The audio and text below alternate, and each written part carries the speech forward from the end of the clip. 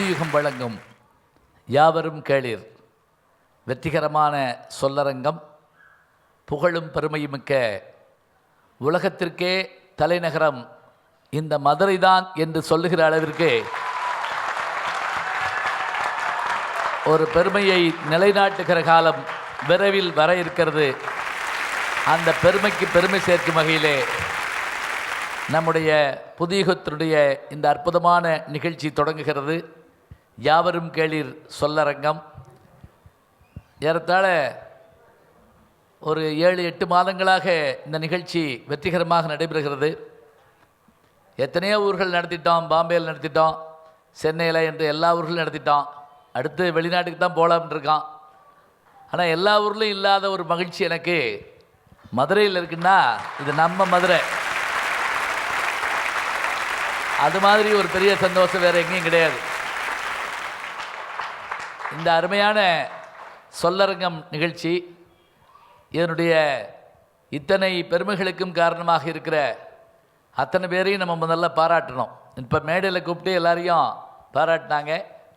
குறிப்பாக சொல்கிறதா இருந்தால் நிறைய புரவலர்னால் தமிழ் தான், பயந்துடாதீங்க. புலவர்னால் பாடுறவர், புரவலர்னா தமிழில் சொல்லட்டுமா ஸ்பான்சர் அப்படின்னா புரிஞ்சுக்கணும்னு நினச்சிக்கிறேன். ஸ்பான்சர் அப்படின்னா பொருளுதவி செய்புகிறவர் புரவலர், அவ்வளோதான், வேற ஒன்றும் இல்லை. இன்றைக்கி பெருமக்கள் எல்லாரும் இங்கே வந்து பொருளுதவி செஞ்சுருக்கிறாங்க. கம்பன் என்றொரு மானுடன் வாழ்ந்ததும் அப்படின்னு பாரதி சொல்கிறாருன்னா, அந்த கம்பன் சோழ நாட்டில் இருந்தாலும் கூட அவனை சோழ மன்னன் ஆதரிச்சானான்னு தெரியல. அவனை ஆதரித்தது சடையப்பவள்ளல் தான். அதுதான் ஒரு இடத்துல கோவப்பட்டு கூட மன்னவனும் நீயோ வளநாடு முனதோ உன்னை அறிந்தோ தமிழ் ஓதினோம் என்னை விரைந்தேற்றுக்கொள்ளாத வேந்துண்டோ உண்டோ குரங்கேற்றுக்கொள்ளாத கொம்பு அப்படின்னு போச்சுட்டு போயிட்டான் கம்பன். நாட்டரசங்கோட்டையில் தான் அதனுடைய அந்த இறுதி காலம் கழிந்ததுக்கான ஆதாரம் இருக்குது. வந்திருக்க இவங்களுக்கெல்லாம் தெரியும், பெரியவங்களுக்கெல்லாம், நகரத்தாருக்கெல்லாம் அதை ரொம்ப பெருவிழாவாக கொண்டாடுவாங்க. கம்பன் விழாவில் நிறைவான விழா அதுவாக தான் இருக்கும். கம்பனுக்கு மட்டுமில்லை, எல்லாருக்கும் அது நல்லா வாழணும்னா பொருள் வேண்டும். நான் பல முறை சொல்லியிருந்தாலும் சொல்கிறேன், கண்ணதாசன் அவர்கள் தன்னுடைய மகள் திருமணத்துக்கு பொருளும் மண்டபமும் கிடைக்கல, பொருள் கிடைச்சாலும் மண்டபம் கிடைக்கலன்னு கவலைப்பட்டப்ப சாண்டோ எம்எம்ஏ சின்னப்பா தேவர் அவர்கள் அதிகமான படங்களை புரட்சி தலைவர்களை வச்சு தயாரித்தவர் அவர் தான். அவர் பார்த்துட்டு கேட்டாராம், என்ன கவிஞர் ஐயா, ஏன் இப்படி வருத்தமாக இருக்கீங்க? பணமும் கிடைக்கல, மண்டபமும் கிடைக்கல, இதுக்கு எதுக்கு கவலைப்படுறீங்க? மண்டபத்தை 2 நாளில் உருவாக்கி தர்றேன் செட்டு போட்டு. எவ்வளோ பணம் வேணும்னு மடியில் பணம் தள்ளி கொண்டு வந்து கொடுத்து அந்த கல்யாணத்தை நடத்தி முடித்த உடனே அவர் சொன்ன ஒரு வார்த்தை என்ன தெரியுமா? கண்ணதாசன், கம்பனுக்கு ஒரு சடையப்பா, கண்ணதாசனுக்கு ஒரு சின்னப்பா அப்படின்னாராம். இந்த வார்த்தையே போதும், காசு பூரா முடிஞ்சு போச்சு. நீங்கள் சொல்லறீங்கள் பார்த்துக்கிட்டு இருப்பீங்க. பட்டிமன்றம் மாதிரி இருக்கக்கூடாதுங்கிறதுக்காக தான் நானே ட்ரெஸ்ஸை மாற்றிட்டு வந்திருக்கேன். உங்களுக்கு தெரியும், நான் பாட்டுக்கு ராஜா மாதிரி உட்காந்துருப்பேன், ராஜா மாதிரி ட்ரெஸ் பண்ணி நிற்கிறேன், அவ்வளோதான், வேறு வித்தியாசம். அது ரொம்ப அருமையான விஷயம். அது நம்ம ஊரை சேர்ந்த இளசு சுந்தரம் ஒரு முறை சொன்னார், அந்த யானைக்கு ஒரு காலம் வந்தால் பூனைக்கு ஒரு காலம் வரும் அப்படிங்கிறது உண்மைதான் அப்படின்னாரு. எப்படின்னு கேட்டால், அந்த காலத்து ராஜாக்கள்லாம் யானை படம் வச்சுருந்தான், ரத கஜ துரக பதாதியர் யானை படம் வச்சுருந்தான். இந்த காலத்து மந்திரிகள்லாம் பூனை படம் வச்சுருக்காங்க. அப்போ யானைக்கு ஒரு காலம் வந்தால் பூனைக்கு ஒரு காலம் வந்துருச்சு. ரொம்ப பேத்துக்கு புரியலைன்னு நினைக்கிறேன். சரி, அப்புறம் பேசிக்கலாம். இருக்கட்டும், பரவாயில்ல, ஒன்றும் இல்லை. கவனமாக உட்காந்து கேட்டால் தான் டக்கு டக்குன்னு புரியும். இந்த சில நல்ல சீனில் சில பேர் பாப்கார்ன் திப்பாங்க, பார்த்துருக்கீங்களா? அங்கே கண்ணீர் விட்டு கதறிக்கிட்டு இருப்பார். நறுக்குன்னு தின்னுட்டு நம்மளை கூப்பிட்டு உனக்கு அப்படிமா இறுகி புள்ளா போல தோணும். அப்படியே என்ன வேலைக்கு வந்திருக்கோம்? பரீட்சை எழுத வந்தால் அங்கே மூக்க சிந்திக்கிட்டு இருந்தோம்னா எப்படி இருக்குன்னு சொல்லுங்க பார்ப்போம். அதுக்கு வந்தால் அதுக்கு தான். இங்கே வந்தால் சும்மா கேட்டுட்டு போகிறது மட்டும் இல்லைங்க, எல்லாவற்றையும் ரசிக்க தெரியணும். மதுரை என்ன சாதாரண நகரமாக சொல்லுங்க பார்ப்போம். நான் ஏன் இதை சொல்கிறேன்? 2000 வருஷமாக உயிரோடு இருக்கிற நகரம். ஞாபகம் வச்சுக்கோங்க, உயிரோடு இருக்கிற நகரம்னா என்ன அர்த்தம்னா, மற்ற இதே காலத்தில் பழமை மிக்க நகரங்கள் உலகத்தில் இல்லையா இருக்குது. கிரேக்கம், அதே மாதிரியான எகிப்து, இன்னும் பல நகரங்கள். பேர் இருக்கே தவிர அந்த நகரம் இவ்வளோ புகழோடு இருக்கான்னு கேட்டால் இல்லை. ஆனால் இன்னைக்கு நம்ம நகரம் என்னைக்கா இருந்தாலும் அன்றைக்கு தொடங்கி இன்றைக்கு வரைக்கும் 6 கிடந்தன்னா அகல் நடும் தெருக்கள்னா 6 மாதிரியான தெரு இருக்குமா. 4வே வச்ச அளவுக்கு வச்சுருந்துருக்கான மாடு. இன்னைக்கு 6ம் சுருங்கி போச்சு, தெருவும் சுருங்கி போச்சு. அது வேறு விஷயம், அது பேசப்படாது. நம்ம அப்படியான தெருக்கள் மதுரை காஞ்சியில் சொல்கிறான். 2 நூல் ரொம்ப அற்புதமாக சொல்லுவாங்க. அதில் நெடுநல் வாடை என்ற ஒரு நூலும் கூட பாண்டிய மன்னனை பாடியதாகத்தான் ஒரு வரலாறு ஒன்று நக்கீரர் பாடினது. 2000 வருஷத்துக்கு முதல்ல சொல்கிறப்ப இதனுடைய பெருமை. இன்றைக்கும் சொல்கிறதா இருந்தால் மதுரையை தவிர்த்துட்டு ஒரு விஷயத்தை நம்ம எழுத முடியாது. ரொம்ப அழகாக இவங்கெல்லாம் அதை பேச இருக்கிறாங்க. அந்த பெருமைக்குரியது. எல்லா ஊர் மண்ணுக்கும் மதுரை மண்ணுக்கு என்ன வித்தியாசம் அப்படின்னா, மதுரை மண் மற்ற ஊரில் எல்லாம் கடவுள் வந்தார், இருந்தார், போனார், நடந்தார். இந்த இடம் கடவுள் நடந்து போன இடம், இந்த மண் அப்படின்னு சொல்லுவோம். எசமாங்காலடி மண் எடுத்துலாம் சொல்லுவோம். இந்த ஊர் மண்ணை தான் சிவபெருமான் தலையில் சுமந்தாருங்க. அதான் ஆச்சரியம். பிட்டுக்கு மண் சுமந்த கதை இந்த ஊரில் இன்னும் நடக்குது. ஆவணி மாதத்தில் நீங்கள் பார்க்கலாம்.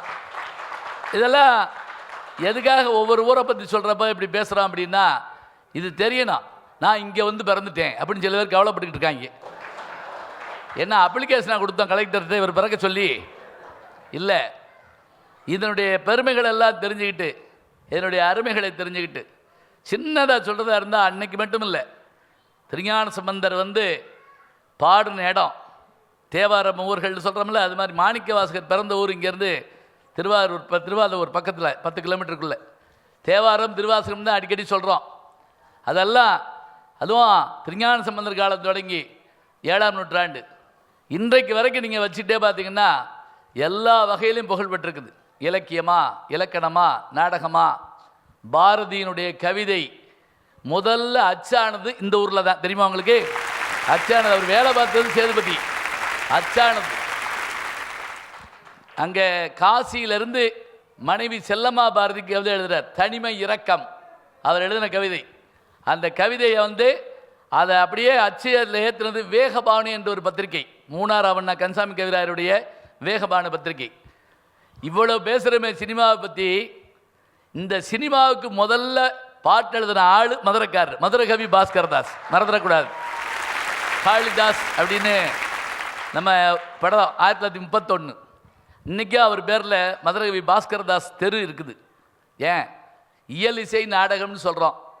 இந்த இயல் பேச்சா நம்ம ஊரால் அடிச்சுக்கிட முடியாது. விடிய விடிய பேசிகிட்டே இருப்போம். ஒரு படத்தில் சூப்பர் ஸ்டார் சொல்லுவார்ல, ஜப்பான்காரன் வேலை செய்யாட்டி செத்து போயிடுவான், நம்ம ஆள் பேசாட்டி செத்து போயிடுவான் அப்படின்னு. உலகத்திலேயே செல்லு பில்லு அதிகமாக கட்டுறவங்க நம்மளாக தான் இருப்போம். ஒன்றும் கிடைக்கலன்னா போனை போட்டு அப்புறமா அப்படி சும்மா தான் இருக்கியா? ஆமாம், நானும் சும்மா தான் இருக்கேன். சரி, ரைட்டு, அவ்வளோதான். யார்கிட்ட பேசணும். இன்னைக்கு வரைக்கும் பார்க்குறோம். பேச்சா, இயல், இசையா சொல்ல வேண்டாம். எம்எஸ் பிள்ளை தொடங்கி டிஎம் சவுந்தரராஜன், இன்றைக்கு நம்ம சொல்லிகிட்டு இருக்கோம் இல்லையா, இசை பெரிய பெரிய மதுரை சோமவாக இருந்தாலே அத்தனை பேர் இங்கே தான். நாடகம், சங்கரதாஸ் சுவாமிகள் பிறந்தது தூத்துக்குடி, மறைந்தது பாண்டிச்சேரி, அவருக்கு சிலை இருக்கிறது மதுரையில். ஞாபகம் வச்சுக்கோங்க. நான் வகுப்பில் கேட்டேன், சங்கரதாஸ் சுவாமிகள் சிலை இருக்கிற இடம் தெரியுமா அப்படின்னு கேட்டேன். யார் சொல்வா தெரியும்னு? யாருக்கு தெரியும் முதல்ல? அது அங்கனக்குள்ளே தமிழன்னை சிலை ஒன்று தெரியுமா உங்களுக்கு? அது ரொம்ப பேர் காலியாகத்தானே தேங்காய் உடைச்சிட்டு நல்ல வேளை கெடா வெட்டாமல் போனான் நம்ம ஆளுங்க. அங்கே தான் தமிழர் சிலை இருக்குது. நான் அப்புறம் சொன்னேன், அது இருக்கிற இடத்த சொல்லு அப்படின்னு சொல்லிவிட்டு ஒரு குழு கொடுத்தேன். தமுக்க மைதானம் அப்படின்னு சொன்ன உடனே தமுக்க மைதானம் எங்கே இருக்குதுன்னு கேட்டேன். உடனே தமுக்க மைதானம் தந்தி ஆஃபீஸ் பக்கத்தில் இருக்குது அப்படின்னா. தந்தி ஆஃபீஸ் எங்கே இருக்குன்னே? தமுக்க மைதானம் பக்கத்தில் இருக்குது அப்படின்னா. 2 எங்கே இருக்குன்னே? பக்கத்தில் இருக்குது அப்படின்னா. கடைசி வரைக்கும் தெரியலேன்னு சொல்லலை, இருக்குன்னு சொல்லலை. இதெல்லாம் சாதாரணமாக சொல்ல முடியாது. நம்ம ஆளுங்க அருமையாக பேசுவாங்க. அன்றைக்கி பஸ்ஸில் ஒருத்தர் இறங்க வேண்டிய இடம் வந்துருச்சு போட்டிருக்கு. தோலை தட்டி, இது நெல்பேட்டையா அப்படின்னு கேட்டார். இது தோள்பட்டை அப்படிங்கிறாரு அவர்.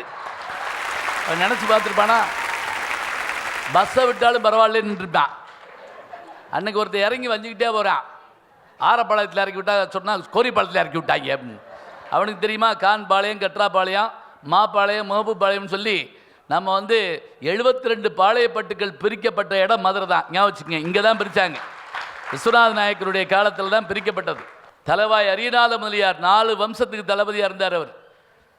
அந்த அரியநாத முதலியாரும் விஸ்வநாத நாயக்கரும் சேர்ந்து நீங்கள் மதுரை கோயிலுக்கு போனீங்கன்னா அந்த ஆயிரங்கால் மண்டபத்தில் முன்னாடி அப்படி குதிரை காலை தூக்கி மேலே உட்கார்ந்துருப்பார் ஒருத்தர். அவர் தான் விஸ்வநாத நாயக்கர். தமிழ்நாட்டினுடைய பெரும்பகுதிகளை பாளையங்களாக பிரித்தவர். பேசிக்கிட்டே இருக்கலாம், நிறையா சொல்கிறதா இருந்தால் தனி பேச்சு பேசலாம். நம்ம ஊர் மதுரையினுடைய வீதிகள் அளவுக்கு பேர் உலகத்தில் யார் வச்சா சொல்லுங்க பார்ப்போம். மாசி வீதி, ஆடி வீதி, ஆவணி வீதி, எல்லாம் எத்தனை சித்திரை வீதி, அந்தந்த காலங்களில் அந்தந்த பகுதிகளில் சாமி சுற்றி வரும். அப்படியே அதெல்லாம் காட்டிலும் பெரிய சிறப்பு என்ன அப்படின்னா, என்ன தொழில் செய்கிறோமோ அந்த தொழிலுக்கான வீதி அங்கே இருக்குங்க. போர்டெல்லாம் போட வேண்டாம். சித்திரக்கார தெரு ஓவியர்கள் இருந்த இடம், பச்சரிசிக்கார தெரு, புழுங்கரிசிக்கார தெரு, தென்னை ஓலக்கார தெரு, தைக்காக்கார தெரு, தையல்காரர்கள் தெரு, உட்காந்து தையல் தைச்சிருக்காங்க, கையில் தைச்சிருக்காங்க. என்னை வியக்க வச்ச ஒரு தெரு எதுன்னா சுடுதண்ணி வாக்கியா தெருன்னு ஒன்று இருக்குது. எந்த பாண்டியன் காலத்துலன்னு எவனும் கண்டுபிடிக்க முடியாது. அது ஒன்றும் இல்லை. மெஜ்ரா கோட்ஸில் ஒரு பெரிய நீராவி இது இருக்கும், சக்கரம் இருக்குது. இப்போ அது உள்ளே ஒதுக்கி வச்சுருக்காங்க இருக்குது. வாஸ்துபடி உள்ளே வச்சுருக்காங்களாம். அதில் ஓடி வர்ற தண்ணி ஒரு தெருவழியாக போகுமா. அதுக்கு பேர் சுடுதண்ணி வாக்கியா தெருன்னு வச்சுருக்காங்க. பாருங்கள், இது முதலாம் பாண்டியன் காலத்து அப்படிலாம் சொல்லக்கூடாது. அதெல்லாம் பின்னாடி நம்ம காலம்தான். சினிமாவா, நாடகமா, இசையா, பேச்சா, எல்லாம். அதனால தான் இங்கே தலைப்பு கொடுக்குறப்ப நம்முடைய இந்த புதியுகத்தை நடத்துகின்ற குழுவினர்கள் அருமையான தலைப்பு கொடுத்துருக்காங்க. பண்பாட்டின் அடையாளமாக திகழ்வது எது? பழமையின் சுவடுகளா? ஒரு கேள்வி. அடுத்த கேள்வி என்ன அப்படின்னா, பழக்க வழக்கங்களா? 2வது கேள்வி. 3வது பாச பிணைப்புகளா? மதுரைக்கார ஆளுங்கன்னா எப்படி பாசம்? அடையாப்பா சொல்லணுமா? பண்பாடு நான் சொன்னேன். பழக்க வழக்கம் பேச்சிலே கண்டுபிடிச்சிடலாம். இப்போ நீங்கள் மெட்ராஸில் ஒரு படத்தை பார்த்துட்டு வெளியே வர்றப்ப மைக் நீட்னா எப்படி இருக்குன்னு கேட்டால் ஒரு தடவை பார்க்கலாம், இப்போ குடும்பத்தோடு பார்க்கலாம் அப்படின்னு போவாங்க. நம்ம ஊர் ஆளுங்க அதை சொல்லவே மாட்டோம். வராத, வேணாம் அப்படின்னு சொல்லிடுவாங்க. நான் பட்ட கஷ்டம் நீ படக்கூடாது மாப்பிள்ள போ அப்படின்னு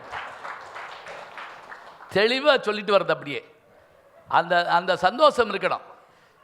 அந்த எங்கே நான் ஒருத்தர் என்கிட்ட கேட்டார், ஏன் மதுரையில் நகைச்சுவை உணர்வு அதிகம் இருக்குன்னு கேட்டார். நான் சொன்னேன், ஒன்றும் இல்லை, தைரியமான ஆளுங்க. இப்போ நீங்கள் பயந்தவன் சிரிப்பானா சொல்லுங்க பார்ப்போம். அவன் மூஞ்சியை பார்த்தாலும் சிரிப்பு வராது. பயந்தவன் சிரிக்க மாட்டான். சந்தோஷமாக சாப்பாடா, பழக்க வழக்கங்கள், பேச்சு வழக்குகளை வச்சுக்கொண்டு கண்டுபிடிச்சு போடலாம். அதே மாதிரி நடை, உடை, பாவனை எப்படிமோ. பாச பிணைப்பு, பழக்க வழக்கம், பழமையின் சுவடு, இது எது நம்முடைய பண்பாட்டின் அடையாளமாக திகழ்கிறது? நான் மேல்நாட்டுக்கு போகிற போதெல்லாம் இந்த கட்டடம் 300 வருஷம் பழசு, அந்த கட்டடம் 200 வருஷம் பழசும்பாங்க. நான் சிரிப்பேன். எங்கள் ஊருக்கு வா, 1000 வருஷம் பழசு 1000 வச்சுருக்கோம் நாங்கள். அதான் பழமையின் சுவடு. அதெல்லாம் பேச இருக்கிறாங்க. ஏன்னா நான் மைக்க பிடிச்சி எல்லாத்தையும் பேசிவிட்டேன், போச்சு ஆம்பிட்டு போச்சு போ அப்படின்னு சொல்லக்கூடாது. அப்படி அதனால் நல்ல உற்சாகமாக என்னை பற்றி உங்களுக்கு தெரியும், நம்ம பார்த்துருக்குறோம். இங்கே வந்திருக்க இவங்களுடைய இந்த வரவேற்பு, இந்த மேடை, இந்த வயசில் 14 வயசில் 6 கேமராவுக்கு முன்னாடி மேடையில் நிற்கிறாருன்னு சொன்னால் இந்த வாய்ப்பு எனக்கு கிடைச்சதா இல்லை. அதுதான் புதுயுகம் சாதிக்குது. நம்ம வீட்டு பிள்ளை இங்கே வரணும், நம்ம வீட்டு பிள்ளை பேசணும். ஒரு தடவை நடந்தது, ஒரு பையன் அவனு அவங்க அண்ணனும் வந்திருக்காங்க. யார்? ஒரு 2 பையங்க. அண்ணனுக்கு வயசு 6, தம்பிக்கு வயசு 5, 2 பேர் வந்திருக்காங்க. அதில் அந்த பையன் 6 வயசு பையன் வர்றான். கீழே இருந்த தம்பி சொல்லிட்டு, உன் பேரை சொல்கிறா, கொடுப்பாங்கடா அப்படிங்கிறா. யார் கொடுப்பாங்கடா? என்னையத்தான். சும்மா பேரமத்திரம் சொல்கிறா, கொடுப்பாங்கடா அப்படின்னு. அவன் பயப்படுறான், அவன் தம்பி எப்படி மிரட்டி விட்டுறான் பாருங்க. அப்படி வீரமான பிள்ளைகள் தாங்க நமக்கு வேணும். அதுதான் பெரிய சந்தோஷம். வீரம் நிறைந்த பூமி, ஈரம் நிறைந்த பூமி, மகிழ்ச்சி நிறைந்த பூமி. இதில் இந்த பண்பாட்டின் அடையாளமாக திகழ்வது எது அப்படின்னு கேள்வி கேட்டு, பழமையின் சுவடுகளா, பழக்க வழக்கங்களா, பாச பிணைப்புகளா, 3 தலைப்பில் இங்கே பேச இருக்கிறார்கள். சொல்லரங்கம் தொடங்குகிறது. புதுயுகம் வழங்கும் யாவரும் கேளிர் சொல்லரங்கம் முதல் நிகழ்வாக இதோ பேச்சாளர்கள்.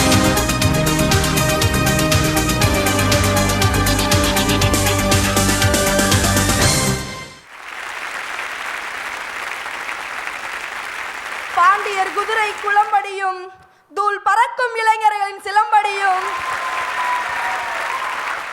மதி தோண்டிய புலவரின் சொல்லடியும், மயில் தோகை மாதர்தம் மெல்லடியும், மயங்கி ஒலித்த மாமதுரை, இது மாலையிலே மல்லிகை பூமதுரை. எனது மதுரை மண்ணிற்கும் மண்ணின் மைந்தர்களுக்கும் எனது பணிவான வணக்கத்தினை தெரிவித்துக் கொள்கிறேன். ஐயா, உங்க அனுமதியோட இங்க ஒரு விஷயத்தை நான் பதிவு பண்ணணும்னு ஆசைப்படுறேன். ஐயா, போன வருஷம் எங்க ஊர் திருவிழா 5ஆம் நாள் உங்களோட சொற்பொழிவு நடந்துச்சுங்க ஐயா. எந்த ஊரு? பறவை. பறவை. சரி சரி. நான் சின்ன வயசுல இருந்து உங்களோட சொற்பொழிவை கேட்டு வளர்ந்த ஆளு. எனக்கு உங்களை பார்க்கணுன்ற ஆசை அதிகமா இருந்துச்சு. ஆனா உங்களை பார்க்க முடியுமோ முடியாதோன்ற ஏக்கமும் இருந்துச்சு. சரியா கோவில்ல சாமியை கும்பிட்டுட்டு வெளில வரேன், கும்பிட போன தெய்வம் குறுக்க வந்த மாதிரி எனக்கு எதுக்க நின்றீங்க. உங்ககிட்ட ஆசீர்வாதம் வாங்கிட்டு நான் சொன்னேன், ஐயா நான் வளர்ந்து வர பேச்சாளர், எனக்கு உங்க மேடையில பேசணும்னு ரொம்ப நாள் ஆசைன்னு சொன்னேன். நீங்க சொன்னீங்க அது ரொம்ப காலம் இல்லம்மா, கூடிய விரைவில் அது நடக்கும்னு சொன்னீங்க.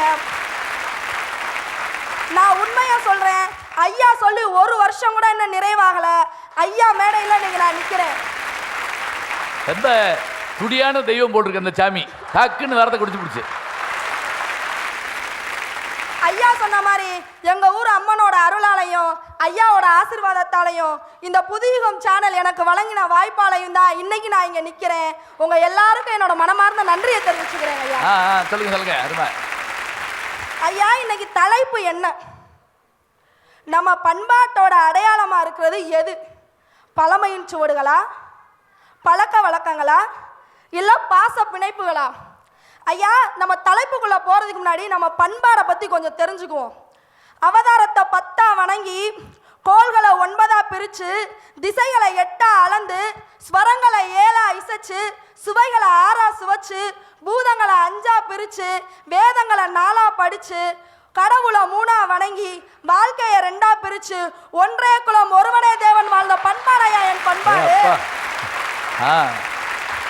இந்த வாழ்க்கையை 2ஆ பிரிச்சுன்னா நீங்க ஒண்ணுங்க தனி கொடுத்தனும் கூட்டு கொடுத்தனும் நினைக்கப்படாது. அகம் புறம் என்று 2ஆ பிரிச்சு ஞாபகம் வச்சுங்க. ஐயா, என் பண்பாடு பெருசு, என் பாரம்பரியம் பெருசு, என் பழக்க வழக்கமும் பெருசு. அதை கட்டி காக்கிற அடையாளம் எதுன்றதாயா இன்னைக்கு பிரச்சனையே. ஐயா, நான் ஒரு சமூகவியல் துறை மாணவி. எங்க சமூகவியல் துறையோட தந்தை யாருன்னு பார்த்தீங்கன்னா அகஸ்ட் காம்ப்டன் சொல்லுவாங்க. அவர் புத்தகத்துல இருக்கிற முதல் வரி என்ன தெரியுமாங்களா ஐயா? உன் பண்பாட்டையும் நாகரிகத்தையும் கலாச்சாரத்தையும் அடுத்த தலைமுறைக்கு நீ கொண்டு போகணும்னா அது உன் மொழியாலையும் பழமையின் சுவடுகளாலையும் மட்டும்தான் முடியும் சொல்லிருக்காங்க. அருமையான வார்த்தை. முத்தமிழ் வளர்த்தது மதுரை, முச்சங்கம் வளர்த்தது மதுரை, கண்ணகிக்கு காவியம் கண்டது மதுரை, கரகாட்டம் கண்டதும் மதுரை, தமிழ் திரை உலகிற்கு அதிக கலைஞர்களை தந்தது மதுரை, எண்ணற்ற எழுத்தாளர்களை தந்தது மதுரை, உங்களை போன்ற அறிவு சார்ந்த பேச்சாளர்களை தந்தது மதுரை. அன்றும் இன்றும் என்றுமே என் பண்பாட்டிற்கு தலைநகரமாக இருக்கிறது மதுரை. ஐயா அருமையா ஒரு வார்த்தை சொன்னாங்க. 2000 வருஷத்திற்கு முன்னாடி இருந்தே இன்னைக்கு வாழ்ந்துகிட்டு இருக்க நகரம் என்னோட மதுரைன்னு.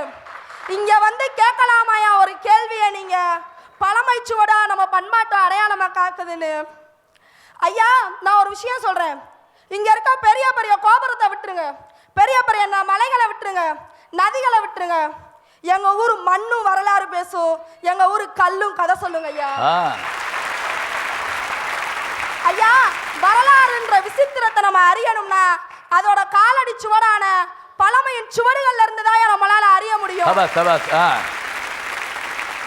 திரை வீசும் நித்திழமாய் தென்பாண்டி தத்துவமாய் கரையற்ற சொல்லாடும் காவியத்து பொருளாடும் என் மதுரை மண்ணுக்கு முதற்கண் வணக்கம். அழகிய பெண்களுக்கு 2ஆம் வணக்கம், வீரமிக்க ஆண்களுக்கு என் 3ஆம் வணக்கம். ஐயா என்ன மறக்கலாம், இது இந்த மேடையில பேச்சு முடிஞ்ச உடனே இவங்க அனைவரும் என்ன மறக்கலாம், ஆனா என் வணக்கத்தை மறப்பீங்களா? ஏன்னா என் வணக்கம் பழக்கம், அது என்னுடைய அடையாளம். அதனாலதான் சொல்றேன், நமது பண்பாட்டின் அடையாளம் பழக்க வழக்கங்களே, பழக்க வழக்கங்களே. ஐயா தமிழரோட பண்பாட்டுல முக்கியமான ஒரு விஷயம் திருமணம். அந்த திருமணம் இவர்கள் கூறுகின்ற உறவுகளை இணைக்கிறது. அவன் போடுகின்ற 3 முடிச்சு அவனையும் இந்த உறவினர்களையும் இணைக்கிறது. ஐயா ஒன்னும் இல்ல, பத்திரிக்கை வச்சாச்சு, என்னதான் அண்ணன் தம்பி பங்காளின்னு சண்டை போட்டாலும் அங்க முன்னாடி வந்து நிக்கிறான்ல. திருமணம்ன்ற பழக்க வழக்கம் இருந்ததுனால தானே அங்க உறவுகள் இணைகின்றன. ஐயா வரலாற்று 1000 காலங்கள் நின்றாலும் அது ஒரு காலத்தில் அழிந்து போகும். ஆனா ஒவ்வொரு மனிதனும் தன் தனி அடையாளமாக காண்பிப்பது பழக்க வழக்கங்கள் மட்டுமே, பழக்க வழக்கங்கள் மட்டுமே. ஒன்னும் இல்லையா, பொண்ணுனா புடவை அழகு, அதுல முந்தானின்னு ஒண்ணு சொல்றாங்க தெரியுமா? அது ஏன் முக்கியம் தெரியுமா? தான் புள்ளைக்கும் புருஷனுக்கும் ஒண்ணுனா முன்னாடி வரும், யா முன்னாடி வரும், அதனாலதான் அது முந்தான.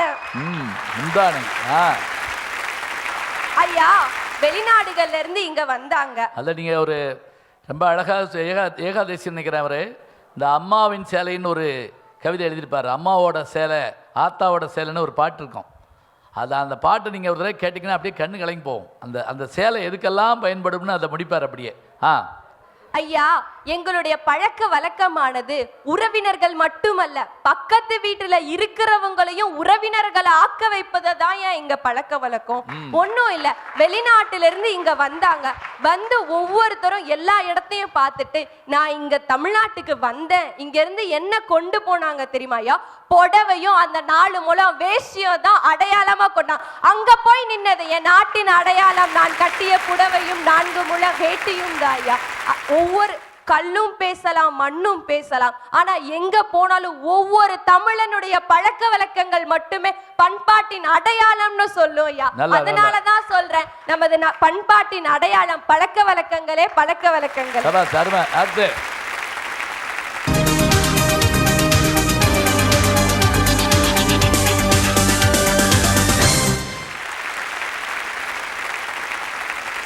செந்தமிழே உயிரே நருந்தேனே, செயலினை மூச்சினை உனக்களித்தேனே, நைந்தாயனில் நைந்து போகும் என் வாழ்வு, நன்னிலை உனக்கெனில் எனக்கும் தானே. தமிழுக்கு முதல் வணக்கம், தம்மவர் உறவுக்கு அடுத்த வணக்கம். கண்ணே கண்ணுரங்கு, கற்பகமே கண்ணுரங்கு, கற்கண்டே கண்ணுரங்கு, தேனே கண்ணுரங்கு, அத்தை அடிச்சாலோ அரளிப்பூ செண்டாலே, மாம அடிச்சானோ மல்லியப்பூ செண்டாலே, இப்படின்னு ஒரு தாலாட்டு பாட்டுல தாய் தன்னோட உறவுகளை இதுதான் இவங்க தாமா உன் மாமா, இவங்க தாமா உன் அத்தைன்னு சொல்லி கொடுத்து வளர்க்குறாங்க பாருங்க ஐயா. அதுதான் ஐயா பாசம். ஐயா எங்க கல்லூரியில ஒரு கவிதை போட்டி வச்சாங்க. கவிதை போட்டின்னு சொன்னாலே போதும், நம்ம பசங்க எல்லாரும் மெயின் சீட்டு முடிச்சு அடிஷனல் சீட்டு வாங்கி பக்கம் பக்கமா எழுதிட்டு இருப்பாங்க. ஏன்னா அது சிலபஸ்ல இல்லாதது, அடிக்கலாம் நம்ம பாட்டுக்க, சொல்லி கொடுத்தா தான் வராது. கவிதை எழுதுறாங்களா கதை எழுதுறாங்களானே தெரியாது, அந்த அளவுக்கு விடாம எழுதிக்கிட்டு இருப்பாங்க. இதுக்கு ஒரு முடிவு கட்டணும்னு எங்க கல்லூரியில கவிதை போட்டிக்குன்னு ஒரு விதிமுறை கொடுத்தாங்க ஐயா. கவிதை போட்டினா பொதுவா ஒரு தலைப்பு தான் கொடுப்பாங்க, எங்க கல்லூரியில 2 தலைப்பு கொடுத்தாங்க. முதல் தலைப்புக்கு 2 வரியில கவிதை எழுதணும், அடுத்த தலைப்புக்கு ஒரே வார்த்தை, அதுதான் கவிதையா இருக்கணும்னு சொன்னாங்க. இந்த விதிமுறையை ஏத்துக்கிட்டவங்க மட்டும் கவிதையில வந்து சேருங்கன்னாங்க. நான் யோசிச்சேன், காசா பணமா நம்மளும் போய் எழுதுவோம் அப்படின்னு எழுத போனேன். தலைப்பு கொடுத்தாங்க ஐயா. முதல் தலைப்பு பணம், இறுதி வரை நில்லாது இடையிலேயே செல்லாது. சபாஸ். இது என்ன சமீபத்து கவிதை மாதிரி இருக்கே, போன வார கவிதை மாதிரில இருக்கு. ரெண்டே வரியில கவிதை எழுதிட்டேன். அடுத்த தலைப்பு கொடுத்தாங்க, பாசம் அதானே எல்லாம். புரிஞ்சு போச்சு. உண்மைதானே ஐயா. இன்னைக்கு உங்களோட பழமையான சுவடுகளா இருக்கட்டும், பழக்க வழக்கங்களா இருக்கட்டும், இது ரெண்டுக்குமே அடிப்படையா இருக்கிறது பாச பிணைப்புகள் தானே. நம்ம தலைப்பே எடுத்துக்கோங்க ஐயா, பண்பாட்டின் அடையாளமாக விளங்குவது பழமையான சுவடுகளா, பழக்க வழக்கங்களா, பாச பிணைப்புகளான்னு கொடுத்திருக்கீங்க. இதுல அடியில இருக்கிறது என்னையா? பாச பிணைப்பு. இந்த பாச பிணைப்பு தானே பழமையான சுவடுகளையும் பழக்க வழக்கங்களையும் தாங்கி நிக்குது. அப்படி சொல்லுங்க ஐயா. ஒரு பில்டிங் ஸ்ட்ராங்கா இருக்கணும் அப்படின்னா பேஸ்மெண்ட் ஸ்ட்ராங்கா இருக்கும். சரி, அந்த பேஸ்மெண்ட் எது? பாச பிணைப்புகள் தான் ஐயா. ஐயா, நான் திருநெல்வேலியில இருந்து வரேன். சரி. திருநெல்வேலினா அல்வா, அது எல்லாருக்குமே தெரியும். மதுரைனா மல்லி. நாங்க திருநெல்வேலியில இருந்து மதுரையில சொந்தக்காரங்களை பார்க்க வரோம் அப்படின்னா ஒரு 1/2 கிலோ அல்வா வாங்கிட்டு வருவோம். அவங்க அல்வா வாங்கிட்டு வந்திருக்காங்களேங்கிறதுக்காக மதுரையில இருக்கக்கூடிய எங்க சொந்தக்காரங்க மல்லிப்பூ வாங்கி தலையில வச்சு அனுப்பி விடுவாங்க ஐயா. இதுதானே ஐயா உறவு, இதுதானே ஐயா பாசம். ஆனா மல்லிப்பூ விற்கிற விலையில இனிமே காதல் தான் வச்சு அனுப்பணும், ஏன்னா விலை ரொம்ப கூடி போச்சு. அப்படியே ஐயா, உறவுகள்ல விட்டு கொடுக்காத தன்மை இருக்கு ஐயா. ஆட்டுக்கறிக்கு அடிச்சுக்கிடுவாங்க, கோழிக்கறிக்கு கூடிக்கிடுவாங்க. ஆட்டுக்கறிக்கு அடிச்சுக்கிடுவாங்க, கோழிக்கறிக்கு கூடிக்கிடுவாங்க. இலைய வெட்டி அதெல்லாம் பல பேர் பக்கத்துல பார்த்துக்கிட்டே இருப்பாங்க. அது வைக்கல, ஏய் ஊருகாயா, சரி சரி சரி விடு விடு அப்படின்னு. ஐயா, இலைய வெட்டி ஆட்டுக்கு போடுவாங்க, ஆட்டை வெட்டி இலையில போடுவாங்க. அந்த மாதிரி உறவு தான் மாம மச்சான் உறவுயா. இந்த மாம மச்சான் உறவை பத்தி ஒரு சின்ன நிகழ்வுயா. எங்க ஊர் தாமிரபரணி ஆத்துல குளிக்கிறதுக்காக ஒரு வெள்ளைக்காரன் வந்திருந்தாரு, வெளிநாட்டுக்காரர். அவரு கால் தவறி தண்ணிக்குள்ள விழுந்துட்டாரு. இந்த மாம மச்சான் 2 பேரும் கரையில உட்கார்ந்து இருந்தாங்க. அவர் தண்ணிக்குள்ள விழுந்ததை பார்த்த உடனே ஐயோன்னு போய் காப்பாத்தினாரு. உடனே அவரு நன்றிங்கிறத இங்கிலீஷ்ல தேங்க்ஸ் அப்படின்னு சொன்னாரு. உடனே இவன் மாப்பிள்ளைகிட்ட கேட்டான், டே என்னடா சொல்றாரு அப்படின்னு. உனக்கு நன்றி சொல்றாரு மாப்பிள்ளை. அப்படியா அப்படின்னா. உடனே அவர் சொன்னாரு, can I know your name please அப்படின்னா. டேய், யார பார்த்துட்டா கேனங்கிற? என் மச்சான பார்த்தா கேனங்கிற? தண்ணிக்குள்ள உளுந்தியான்னு உன்னை காப்பாத்தி விட்டா அவனை பார்த்து கேனன்னு சொல்லிக்கிட்டு இருக்கேன்னு அடிக்க போயிட்டான். இந்த மாதிரி அவங்களுக்குள்ள அடிச்சுக்கிட்டாலும் உறவை யார்ட்டையும் விட்டு கொடுக்க மாட்டாங்க ஐயா. அந்த பண்பாட்டின் அடையாளமா விளங்குறது பாச பிணைப்புகள்னு பேசதான் நான் இன்னைக்கு வந்திருக்கேன். அருமை அருமை பிரமாதம். அது பாருங்க, போடுற போடு எப்படின்னு. ஆட்டுக்கறிக்கு அடிச்சுக்கிடுவாங்க, கோழிக்கறி கூடிக்கிடுவாங்கன்னா, ஒரு வீட்டில் சாப்பிட போயிருந்தான். அந்த கறியெல்லாம் பரிமாறிக்கிட்டு இருக்காங்க. சைவம் அசைவம் 2 இருந்துச்சு. சில பேர் பியூர் நான்வெஜ்ஜாக இருப்பாங்க, பார்த்துருப்பீங்க. அதில் அப்படி சாப்பிட்டுட்டு இருக்க கரண்ட் போயிடுச்சு. என் பக்கத்தில் உட்காந்தவர் படார்னு இலையை மூடிட்டாருங்க. ஏன்னு கேட்டேன். வெண்டைக்காயை வச்சிருவாங்க அப்படிங்கிறாப்புல. இருட்டில் சைவத்தை வச்சு விடுவாங்களா, எப்படி வீர சைவமாக இருக்காங்க பாருங்க. அல்லும் பகலும் கூலி வேலை செஞ்சு அதிலே நித்தம் எனக்கு சோறு போட்டு இன்று இந்த புதியுகத்தில் என் பெயரை உலகறிய செய்த என் தாய்க்கு முதல் வணக்கம். அருமை ஐயா. நம்ம பண்பாட்டின் வளர்ச்சிக்கு முக்கிய காரணம் என்னன்றத இன்னைக்கு கேள்வி. அதுல பழமையின் சுவடுகளா, பழக்க வழக்கங்களா, பாச பிணைப்புகளா? ஐயா, அம்மி மிதிச்சு அருந்ததி பார்த்து கல்யாணம் நடந்தா அது அந்த காலம். மம்மிய மிதிச்சு டாடியை எதிர்த்து நடக்கிறது தான் இந்த காலம். இந்த பாசத்துல தான் நம்மளுடைய பண்பாடு வளருது, நீங்க சொல்ல வரீங்களா? ஐயா, வெள்ளை வேட்டியையும் வெள்ளை சட்டையையும் கட்டிய ஆணையும் பட்டு புடவையும் சேலையும் கட்டிய பெண்ணையும் பார்த்துட்டு அடடா இந்தியான்னு ஆச்சரியத்துல போன வெள்ளக்காரங்கெல்லாம் இன்னைக்கு வெறுமன டி ஷர்ட்டையும் பேண்டையும் போட்டுக்கிட்டு பொண்ணை ஆணையும் போட்டுட்டு இது இந்திய நாடா இல்ல வேற நாடா நொந்துட்டு போறாங்களே. அந்த பழக்க வழக்கத்திலேயே இன்னைக்கு நம்மளுடைய பண்பாடு வளருது, நீங்க சொல்ல வரீங்க? அருமையான வார்த்தை ஐயா. உங்க எல்லாரும் நான் அந்த காலையில ட்ரெயின்ல இறங்கி போறப்ப பார்ப்பேன். 6 வயசு பையன் ஃபுல் பேண்ட்ல போவேன். அவங்க அப்பா அரை ட்ரவுசர்ல இறங்கி போவாரு. எப்படி மாறிச்சுன்னு தெரியல நம்ம ஊரு. ஐயா, எல்லாருக்கும் ஒரு விஷயம் சொல்லிக்கிறேன். திருப்பூர் வடுக பைரவநாதர் கோவிலுக்கு எல்லாரும் போயிருப்பீங்க. போயிருந்தாலும் ஒரு சில விஷயங்கள் நீங்க பார்க்காமலே வந்திருக்கக்கூடிய ஒரு காலச்சுவடுன்னு ஒண்ணு இருக்குன்னா யாருக்காவது என்னன்னு தெரியுமா? இன்னைக்கு உலகமே அசந்து பார்க்குது அந்த கோவிலை. ஐயா, 20 நூற்றாண்டுகளுக்கு முன்னாடி தான் ஒரு தாயோட வயித்துல என்ன சிசு இருக்குன்னு கண்டுபிடிக்கக்கூடிய சயின்டிஸ்ட் நம்ம கண்டுபிடிச்சோம்.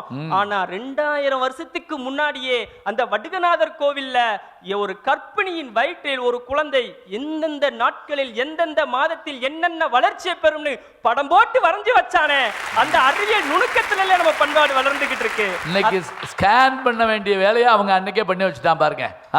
இதுக்கெல்லாம் மேல இன்னைக்கு நம்ம இங்க இருந்து பேசுறமே மதுரை மீனாட்சி அம்மன் கோவில். இந்த கோவில்ல யாருமே அறியாத ஒரு சிறப்பு ஒண்ணு இருக்கு தெரியுங்களா?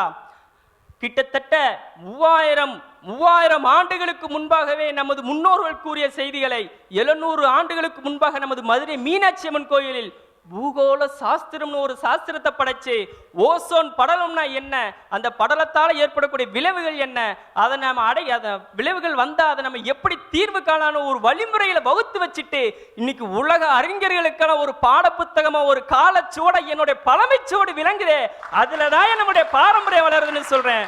அதனாலதான் நீங்க என்னதான் பழக்க வழக்கங்களாக இருந்தாலும் பாச பிணைப்புகள் இருந்தாலும் இத்தனைக்கும் பழமை சுவடுகள் தான் முன்னுதாரணமாக வரலாறா இருக்குன்னு சொல்லி பேச வந்திருக்கேன். ரைட்.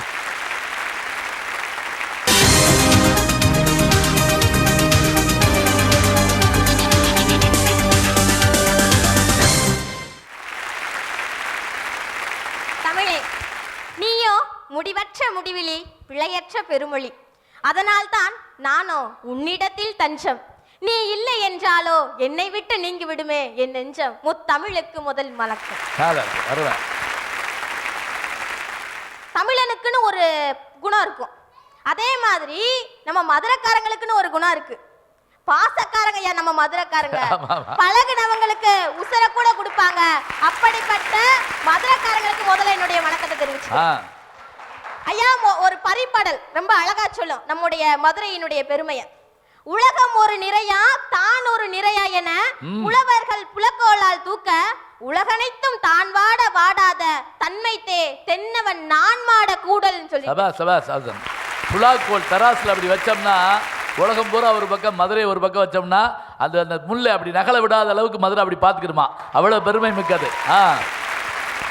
ஐயா, சிதம்பரத்துல தரிசிக்க முக்தி, காசியில இறக்க முக்தி, திருவண்ணாமலையில நினைக்க முக்தி, ஆனா மதுரையின் பெயரை கேட்டாலே முக்தி. அப்படிப்பட்ட மதுரை மாநகரத்துல பழக்க வழக்கங்கள் நிறைஞ்ச மதுரை மண்ணில் நின்று சொல்றேன், நம்முடைய பண்பாட்டினுடைய அடையாளமா இருப்பது நம்முடைய பழக்க வழக்கம் தான். ஐயா, நம்முடைய பண்பாடு என்ன? அன்பு, அறிவு, அறம், ஒழுக்கம், வீரம், கற்பு, காதல், கொடை, மானம், இப்படி எல்லா பண்புகளும் சேர்ந்ததுதான் நம்முடைய பண்பாடு இல்லையா? மனுஷன் உலகத்துல இப்படித்தான் வாழணும்னு கத்து கொடுத்தது நம்முடைய தமிழருடைய பண்பாடு. அப்படிப்பட்ட மதுரை மண்ணில் நின்றுக்கிட்டு, பழக்க வளங்கள் நிறைஞ்ச மண்ணில் நின்றுக்கிட்டு, பழமையின் பண்பாட்டினுடைய அடையாளமா இருப்பது பாச பிணைப்புகளான்னு கேட்கிறாங்க. பாச பிணைப்புகள் பணம் இருந்தா தான் வரும். பழமையின் சுவடுகள் கூட நம்முடைய பழக்க வழக்கத்தை அடையாளம் காட்டுறதுக்கு மட்டும்தான் தேவைப்படும். ஒண்ணும் இல்ல, இப்ப கீழடி சமீபத்துல கீழடியில ஒரு தொல்லியல் ஆய்வு நடந்துச்சுங்கய்யா. அதுல இருக்கிற மண்பாண்டங்கள் எல்லாமே கண்டுபிடிச்சாங்க. எல்லா மண்பாண்டங்களுக்கும் பின்னாடி தான் கருப்பா இருக்கும், ஆனா அந்த மண்பாண்டங்களுக்குள்ள மட்டும் கருப்பா இருக்கு. அப்ப நான் கேட்டேன், ஐயா இப்படி வந்துட்டு உள்ள கருப்பா இருக்கே, இதுல என்ன கெமிக்கல் யூஸ் பண்ணாங்கன்னு சொல்லிட்டு. முதல்ல எல்லாரும் சிரிச்சாங்க, என்னப்பா கெமிக்கல்னு சொல்றேன்னு சொல்லிட்டு.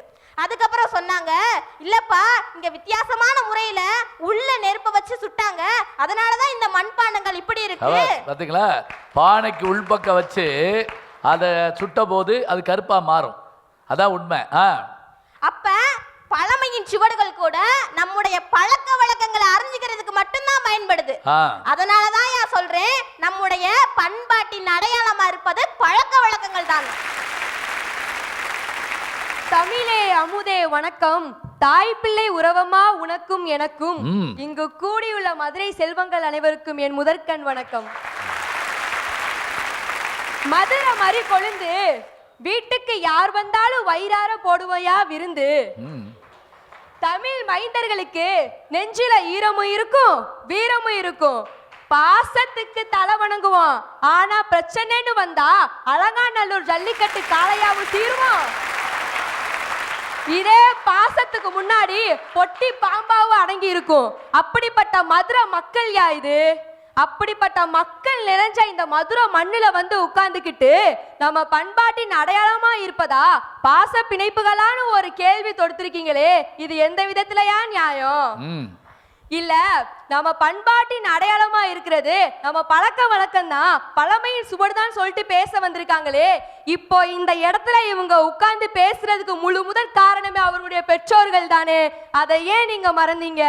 உங்களை இவ்வளோ பெரிய மேடையில எல்லாரும் பாக்குறபடி நிப்பாட்டி பேச வச்சுட்டு கீழே ஒரு மூலையில என் புள்ள அருமையா பேசுதுன்னு ஆனந்த கண்ணீர்ல உட்கார்ந்து கை தட்டிட்டு இருக்காங்களே, அப்ப தெரியல எங்க பாச பிணைப்பு உங்களுக்கு? ஐயா, சிறிய சந்தேகம். நம்ம சகோதரி அங்க உட்கார்ந்துருக்காங்களே, அவங்க பேச வந்த தலைப்பு என்னன்னு பாத்தீங்கன்னா பழக்க வழக்கம். ஆனா அவங்க எப்படி ஆரம்பிச்சாங்க? மதுரைக்காரங்க பாசக்காரங்க. சரி. அப்ப கூட பாச பிணைப்போட அருமைய பெருமைய நிலைநாட்டிட்டு தான் அவங்க பழக்க வழக்கத்தை பத்தியே அவங்க பேச ஆரம்பிச்சாங்க. இப்ப இதுல இருந்து தெரியலையா எல்லா இடத்துலயும் பாச பிணைப்புங்கிற ஒண்ணுதான் இருக்குன்ட்டு? எங்க பாச பிணைப்பு இல்லைன்னா இந்த உலகத்துல எதுவுமே இல்லை. இன்னொரு விஷயம் சொல்லுவாங்க, மதுரைக்காரங்க வியாக்கணமா தான் பேசுவாங்க. ஆனா அவங்களுக்கு பிரச்சனைன்னு வந்தா வாய் பேசாது, கத்தி அருவா வேல்கம்பு தான் பேசுன்னு சொல்லுவாங்க. அப்படி கத்தி அருவா வேல்கம்பு தூக்கிட்டு போறவங்கள போய் கூப்பிட்டு கேளுங்க, அவங்க பின்னாடி அந்த பிரச்சனைக்கு காரணம் ஒரு நாடகம் மெகா சீரியல் எடுக்கிற அளவுக்கு ஒரு குடும்ப கதை தான் இருக்கும். அந்த அளவுக்கு உறவுகளாலையும் சொந்த பந்தங்களாயும் பின்னி பிணைஞ்சது தாங்க இந்த மதுரை மக்கள். எல்லாத்துக்கும் சரி சீரியலை விடுங்க, நம்ம சினிமா கதையே எடுங்க. சினிமா கதை எடுக்கிறதுக்கு முன்னோடியா இருக்கிறதே எங்க மதுரை மக்கள் குடும்பங்களோட வாழ்க்கை கதை தானையா? நல்லா. அதுக்கும் மேல இப்ப ஒரு உதாரணம் சொல்லணும்னு பாத்தீங்கன்னா, இப்ப ரீசெண்டா நீங்க நடிச்ச ரஜினி முருகன் படம் எடுக்கலாம். அந்த ரஜினி முருகன் படம் முழுக்க முழுக்க எங்க மதுரை குடும்பத்தை மையப்படுத்தி வந்த கதை இல்லையா? மதுரையிலயும் எடுத்தாங்க, அது முக்கியமா. அதுல நம்ம ராஜ்கிரண் ஐயா வந்து ஒரு தாத்தாங்கிற ஒரு வேடம் ஒண்ணு பண்ணிருப்பாங்க. அப்போ வெளிநாட்டுல இருந்து அவங்களுடைய பேர பிள்ளைங்க எல்லாம் வீட்டுக்கு வந்திருப்பாங்க. நம்ம ராஜ்கிரண் ஐயா போய் அவருடைய பேர பிள்ளைகிட்ட, ஐயா ராசா உன் பேரு என்ன ராசா அப்படின்னு சொல்லி கேட்பாரு. அப்ப பக்கத்துல இருந்த அவரோட மூத்த பேரன், தாத்தா அவனுக்கு தமிழ் தெரியாது தாத்தா அப்படின்னு சொல்லுவாரு. அப்ப ராஜ்கிரண் ஐயா மனம் நொந்து போய், நீங்க நம்ம தாய்மொழி தமிழையே சொல்லி கொடுக்கல, இதுல எங்கிட்ட இருந்து இந்த தாத்தாவை சொல்லி இருப்பீங்கன்னு சொல்லிட்டு மனம் நொந்து சொன்னாரு. பாத்தீங்களையா? அந்த இடத்துல அந்த ஒரு கருத்து நம்ம கேட்கிற எல்லாரோடைய மனசையுமே அப்படியே உருக்கி இருக்கும் இல்லையா? நம்ம தாய்மொழி தமிழையும் நம்ம உறவுகள் சொந்த பந்தங்களோட அருமையும் மறந்தவங்க யாருமே இந்த வாழ்க்கையில நல்லா இருக்க முடியாது. அப்படி நீங்க இருந்தீங்க அப்படின்னா உங்க வாழ்க்கையில ஜெயிக்கிறது கஷ்டம். அதனாலதான் சொல்றேன், உங்க பழமையின் சுவடையும் பழக்க வழக்கங்களுக்கு அடிப்படையா இருக்கிறது எங்க பாச பிணைப்பு தான். எங்க பாச பிணைப்புங்கிற ஒண்ணு இல்லைன்னா உங்க பழமையின் சுவடும் பழக்க வழக்கங்களுக்கு வேலை இல்லை. அதனால நம்ம தமிழ்நாட்டு பண்பாட்டோட அடையாளமா இருக்கிறது எங்க பாச பிணைப்பு தான் சொல்லிட்டு அடிச்சு பேசுறதுக்கு தான் நான் வந்திருக்கேன். பாச பிணைப்பே அடிச்சு தான் பேச வேண்டியிருக்கு. இந்த தம்பி படத்துல சொல்லுவார் சீமான், இந்த ஊர் இந்த நாட்டில் சைலன்ஸ் அப்படிங்கிறது கூட சத்தமாக தான் சொல்ல வேண்டியிருக்கு அப்படிம்பாரு. சைலன்ஸ்ன்னு சொல்கிறோம், ஆனால் அதை கூட சத்தம் போட்டு தான் சொல்லணும். அவங்க சொன்னாங்க பாருங்க, அந்த ராஜ்கிரண் கதை சொல்கிறது அது தேனியில் எடுத்தாங்க. அவர் அந்த கடைசியில் அந்த குடும்ப கதையெல்லாம் சொல்கிறப்ப நாங்களாம் கூட நின்றுட்டுப்போம், கேட்டுட்டு இருப்போம். அப்போ சோகமாக இருக்கணும்னு டைரக்டர் சொல்லியிருந்தார். நீங்கள்லாம் சோகமாக இருக்கணும் அப்படின்னு. நான் உலகத்தில் இருக்க சோகத்தெல்லாம் முகத்தில் கொண்டு வந்து ஒரு ஆஸ்கார் அவார்டு வாங்கி போடணும் அப்படிங்கிற அளவுக்கு நின்றுட்டு இருந்தேன். அப்படியே உட்காந்து பார்த்துக்கிட்டு இருந்தேன். அங்கேருந்து கேமராமேன் சொன்னார், சார் கேமரா உங்ககிட்ட வரல, அங்கே தான் போகுது, நீங்கள் பேசாமல் இருக்க அப்படின்னாரு. எனக்கு என்னமோ சாமி வந்துருப்பாக்குன்னு அவர் நினச்சி என் தோள்பட்டதான் வருது.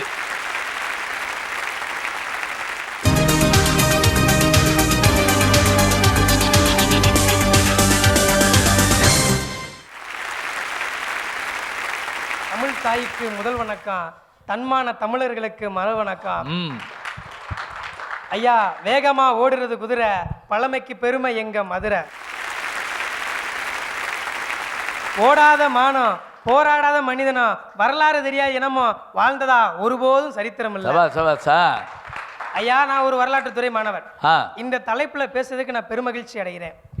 இன்னைக்கு மதுரையில 3வது தமிழ்ச்சங்கம் இருக்கு, 4வது தமிழ்ச்சங்கம் இருக்கு. முதல் தமிழ் சங்கமோ ரெண்டாவது தமிழ் சங்கமோ எங்க இருந்துச்சுன்னு யாருக்காவது தெரியுமா?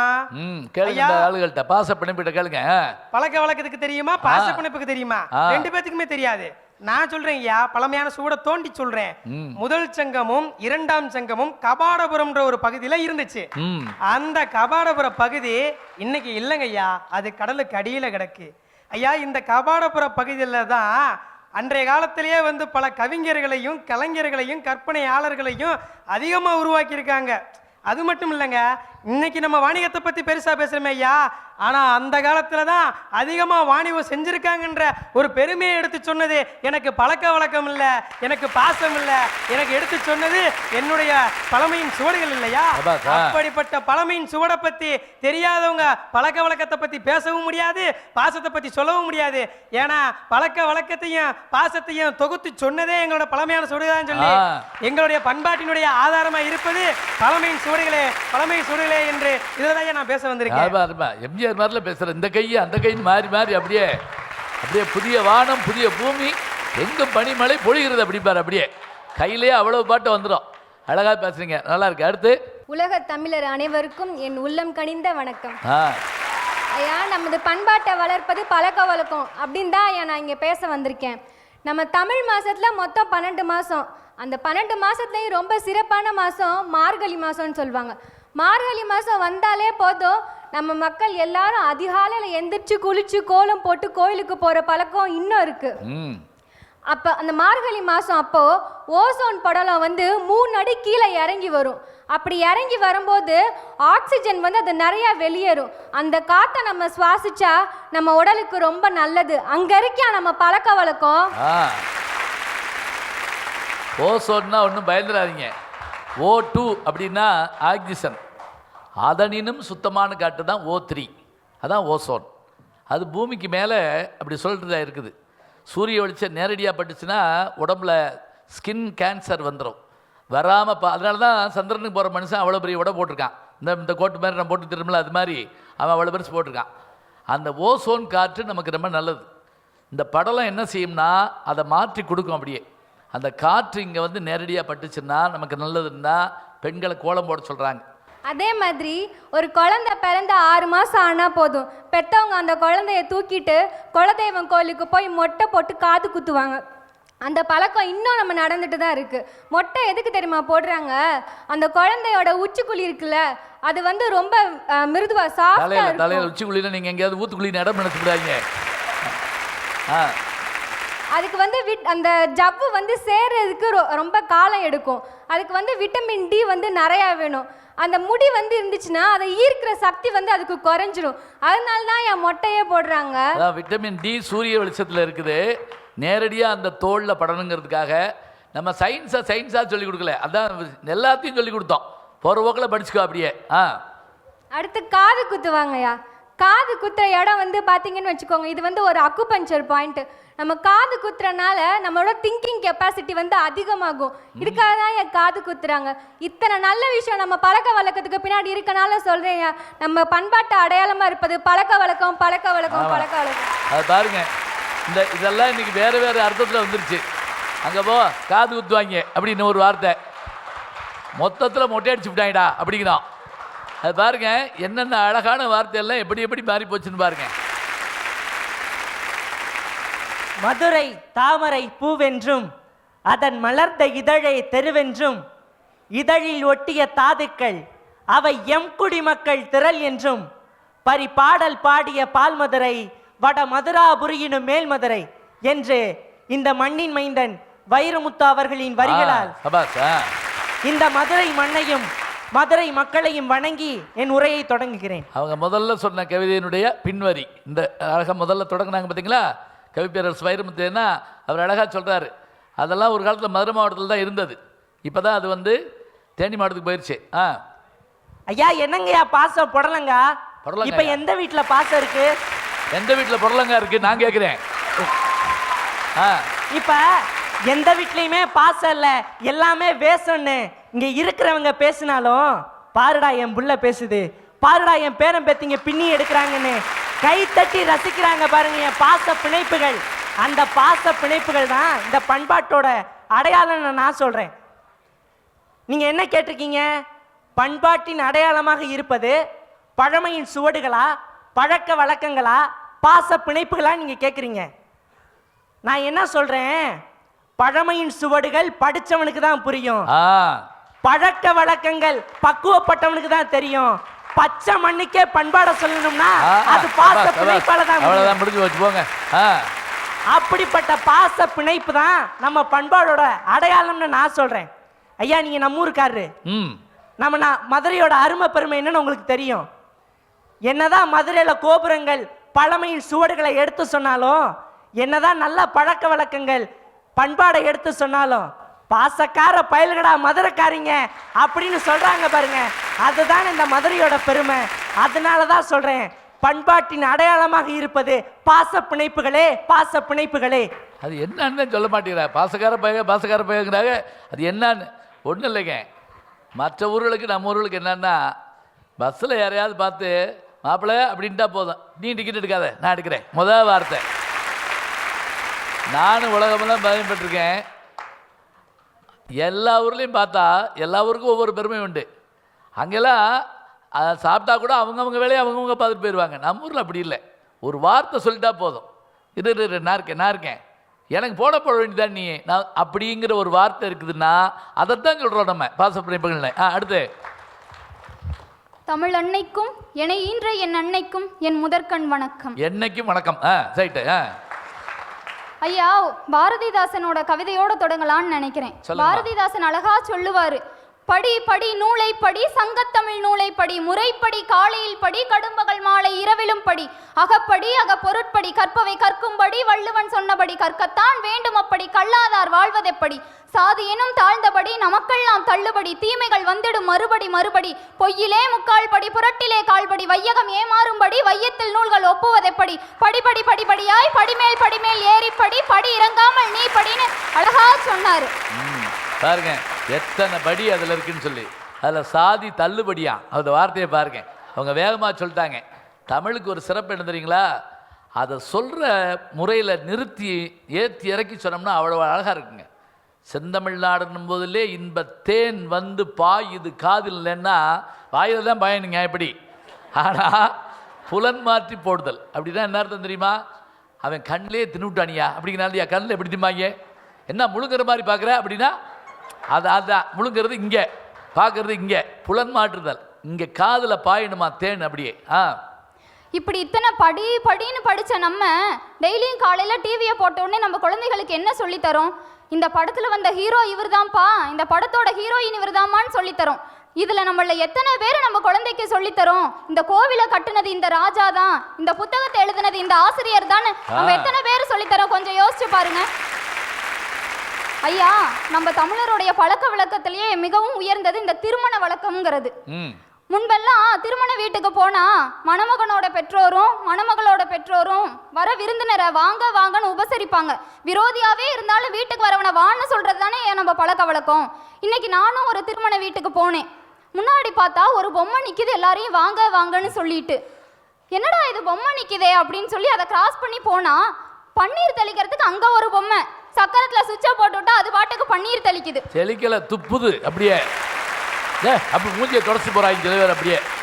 ஏன்னா ஆள் இருந்தா கரெக்டா அடிப்பேன், அது அடிக்கிற அடியில எங்கனையே பட்டுட்டு போகுது அப்படியே. யாராவே அப்படின்னு இதா ஆச்சாரி அப்படின்ட்டு போறாங்க. இதெல்லாம் பரவாயில்ல, சரி கல்யாணம் உள்ள நடக்க போதேன்னு உள்ள போனா நம்ம கல்யாணத்துல தாலி கட்டுறது எதுக்காக? உறவுக்காக ஒன்னா முடிச்சு, உரிமைக்காக ரெண்டாவது முடிச்சு, ஊருக்காக மூணாவது முடிச்சுன்னு. சரி கல்யாணத்துல தாலி கட்ட போறாங்கன்னு பார்த்துக்கிட்டு இருந்தா ஒரு சங்கிலியை எடுத்து மொத்தமா சேர்த்து அந்த பொண்ணு கழுத்துல மாட்டி விட்டுறாங்க. இப்படி இருக்குது நமது பழக்க வழக்கம். சரி இங்கதான் இப்படி பாச பிணைப்புகளாவது எப்படி இருக்குன்னு பார்த்தா, பெரிய மகனோ மேல தெருவில், சிறிய மகனோ கீழே தெருவில், ஆனா பெற்றோரோ நடுத்தெருவில். ரெண்டு பையனை பெத்து நடுத்தருவில் குடியிருக்காங்களா வேற இல்ல. ரெண்டு பையனை பெத்து படிக்க வச்சு ஆளாக்குன பெற்றோர் இருக்கிற இடம் நடுத்தருவு. இப்படி போய்கிட்டு இருக்கு. அதனாலதான் சொல்றேன், உங்களுடைய பழக்க வழக்கங்கள் மாறலாம், உங்களுடைய பாச பிணைப்புகள்ல விரிசல் வரலாம், ஆனா இந்த மாற்றம் நிறைந்த உலகத்துல மாறாதது நினைவுகள் மட்டும்தான். அந்த நினைவுகளை நமது அடுத்த கால சந்ததிகளுக்கு பொக்கிஷமா எடுத்து கொண்டு வரது நமது பழமையின் சுவடுகள் தான். அதனாலதான் நான் பேச வந்திருக்கேன், பழமையின் சுவடுகள் தான் நமது பண்பாட்டின் அடையாளமா இருக்குன்னு. நல்லா இருக்கு, நல்லா இருக்கு. அடுத்து ஐயா என்ன ஏற்பாடா? அன்பா பேசுறது என்னோட பழக்கம். அது கத்து கொடுத்தது மதுரையோட பழக்க வழக்கம். இங்க வந்துருவங்க எல்லாத்துக்கும் சொல்லிக்கிறேங்க என்னோட பணிவான வணக்கம். தமிழ் பண்பாட்டின் அடையாளமா திகழ்வது. நேரமா பேசுறேன், இப்படி கைத்தட்ட காணா. அவர் எந்திரிச்ச உடனே அடி ஸ்டூல் கிளப்புறாங்க. தமிழ் பண்பாட்டின் விஷயமா தெரிவது பழக்க வழக்கம் தான் அப்படின்ற டாபிக்ல தான் நான் பேச வந்திருக்கேன். ஐயா, எல்லா நாட்டிலுமே பழக்க வழக்கங்கள் இருக்கு. ஆனால் நம் முன்னோர்கள் கற்றுக் கொடுத்த பழக்க வழக்கங்கள் வெறும் பழக்க வழக்கங்கள் மட்டுமல்ல, அது மருத்துவம் சார்ந்த பழக்க வழக்கம், அது அறிவியல் சார்ந்த பழக்க வழக்கம்னு எத்தனை பேருக்கு தெரியும்? ஐயா, ஒரு உதாரணம் சொல்றேன். நேராக நம்ம கோயிலேருந்தே ஸ்டார்ட் பண்ணுறேன். அழகா நம்ம கோயிலுக்குள்ளே போகிறோம். அங்கே போன உடனே முதற்கண் கடவுள் விநாயகர் இருப்பார். அந்த விநாயகரை பார்த்த உடனே சூடத்தை ஏற்றிட்டு கையெடுத்து கும்பிட்டுட்டு தோப்புக்கரணத்தை போட்டுட்டு உள்ளே இருக்க சாமியை கும்பிட போகிறோம். ஐயா, இந்த தோப்புக்கரணன்ற விஷயம் நம்ம முன்னோர்கள் கற்றுக் கொடுத்த பழக்க வழக்கம். ஆனால் இந்த தோப்புக்கரணம்ன்ற விஷயம் மருத்துவமும் அறிவியலும் இருக்குதுன்றது எத்தனை பேருக்கு தெரியும்? அமெரிக்கால யாலே இன்ஸ்டிடியூட் ஆஃப் மெடிசன் அவங்களோட மாணவர்களுக்கு சூப்பர் பிரெயின் யோகா அப்படின்ற ஒரு யோகாவை சொல்லி கொடுத்துட்டு இருக்காங்க. சூப்பர் பிரெயின் யோகா அப்படின்ற ஒரு யோகாவை 15 நிமிஷம் பண்ணா நம்மளோட ஞாபக சக்தி மிகவும் அதிகமாக இருக்கும்னு சொல்லியிருக்காங்கய்யா. சரி, என்னங்க அது சூப்பர் பிரெயின் யோகா, கொஞ்சம் சொல்லி கொடுங்கன்னு நம்ம ஆட்கள் கேட்டப்ப அவர்கள் சொன்ன பதில் அயல் நாடுகள் முழுவதும் நம்ம தமிழ்நாட்டின் பழக்க வழக்கத்தை திரும்பி பார்த்து வைத்த ஒரு பதில் ஐயா. அவங்க சொன்னாங்க அந்த யோகா எப்படி செய்யணும்னு. வலது கையால இடது காதையும் இடது கையால வலது காதையும் முடிச்சு 15 நிமிஷம் உட்கார்ந்து எந்திரிச்சா வலது மூளையும் இடது மூளையும் ஒரே நேரத்தில் வேலை செய்யும். அப்படி வேலை செஞ்சா நம்ம ஞாபகத்திறன் அதிகமா இருக்கும்னு சொன்னாயா. நம்ம முன்னோர்கள் சொல்லி கொடுத்த தோப்பு காரணம் தான் இன்னைக்கு அயல் நாடுகள் முழுவதும் சூப்பர் பிரெயின் யோகாவா பயிற்சி செஞ்சுட்டு இருக்காங்க. அதனாலதான் சொல்றேன் பழக்க வழக்கம் தான் பண்பாட்டின் அடையாளம் என்று. சிவப்பா இருக்குங்க, போய் சொல்ல மாட்டாங்க. கரெக்ட் தான்.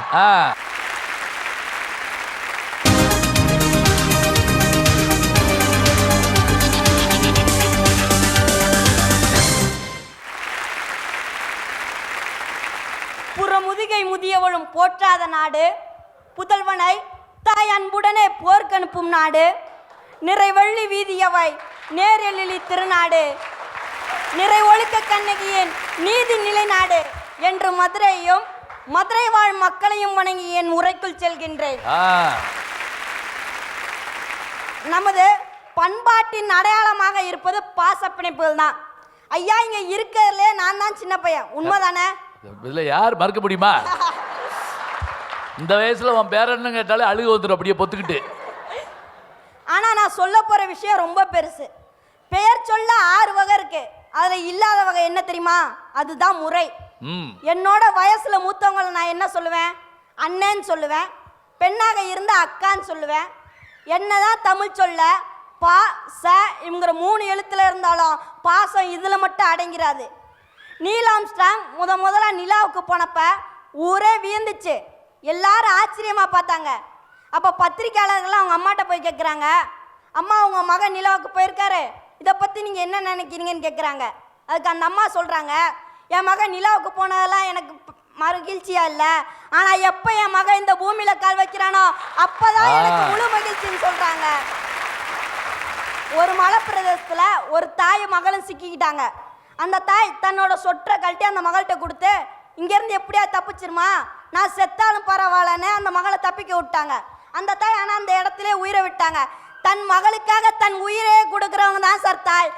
சார் தாய் பாசங்கிறது. பணம் இருந்தாதான் பழகினவங்க வருவாங்க, ஆனா நம்ம எவ்வளவு வறுமையில இருந்தாலும் பெத்த தாய் தகப்பன் வருவாங்க. இதான் பாச பிணைப்பு. நமது பண்பாட்டின் அடையாளமாக இருப்பது பாச பிணைப்புகள் தான். பாச பிணைப்புகள் தான் என்கிறேன். நல்லா இருக்கு, அருமை அருமை. தமிழ் நெஞ்சங்களுக்கு தாளம்பூ சொற்களால் தலைவணக்கம்.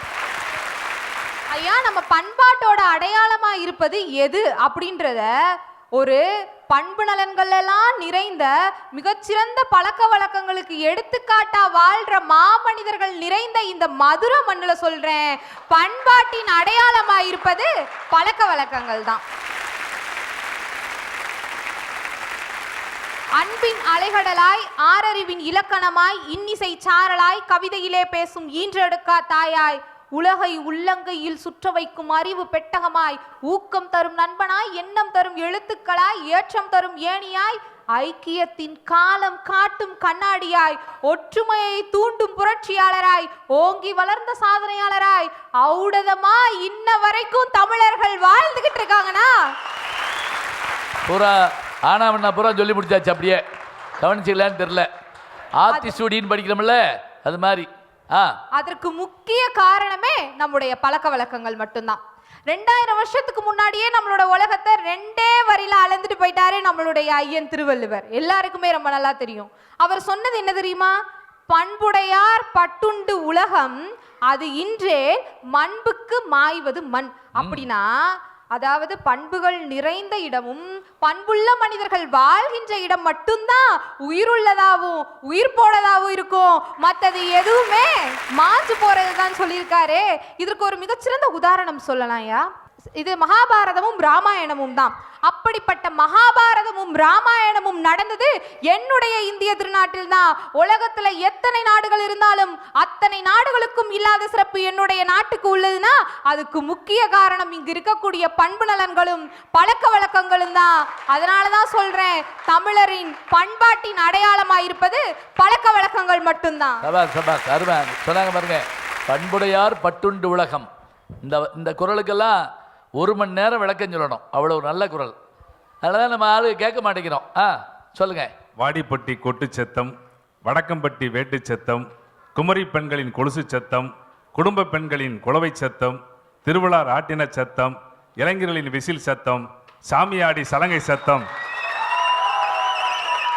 எல்லா சத்தத்தை விட பெரிய சத்தம் அன்பு ரசிக பெருமக்களுடைய கைதட்டல் சத்தம். இதுக்கு மேல கைதட்டாம உட்கார்ந்துருக்க கூடாதாமா?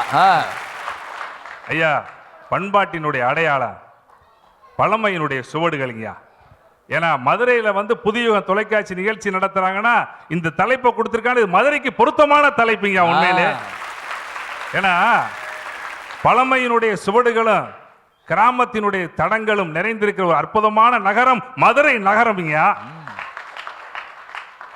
நீங்க மதுரையில் சாதாரண பார்க்கலாம், ஒரு காது ஊத்துக்கு விளம்பரம் போடுவாங்க பிளக்ஸ் பேனர்ல, கத்தி குத்து வெட்டு குத்து, என் மாப்பிள்ளை வீட்டில் காது ஊத்து. பஞ்சு டைலாக் எப்படி வருது பாருங்க. எவ்வளவு அருமை! இதெல்லாம் எங்கேயும் பார்க்க முடியுமா? பார்த்து 2 பேர் கிடா வெட்டுறாங்கடா இப்படின்னு போவாங்க. ஐயா, ஆட்டோல வாசம் போடுவாங்க. மதுரை மக்கள்னாலே உழைப்புக்கு பேர் போனவன்றத மதுரை ஆட்டோல பார்க்கலாம். உயரம்னா எவரெஸ்ட், உயர வேண்டும் என்றால் நோ ரெஸ்ட். அவ்வளவுதான், முடிஞ்சு போச்சு. பாருங்க இங்கிலீஷ் பஞ்சு வருது பாருங்க. அப்படியே ஐயா, ஐயா வாழ்க்கை 2 வரையில சொல்லியிருப்பாங்க. வாழ்க்கைன்றது பனைமரம் மாதிரி, ஏர்னா நொங்கு, கீழே விழுந்தா சங்கு, முடிஞ்சு போச்சு. எவ்வளவு அருமையா இருக்கு பாருங்க. திருவள்ளுவருக்கு பேரங்க அப்படி பேரும். அப்படியே ஐயா, கேள்வி கேட்டா உடனே பதில் சொல்லக்கூடிய ஊர் மதுரைங்கய்யா. நான் ஒரு நாள் கேட்டேன், நட்புக்கு காதலுக்கு என்ன வித்தியாசம்னு.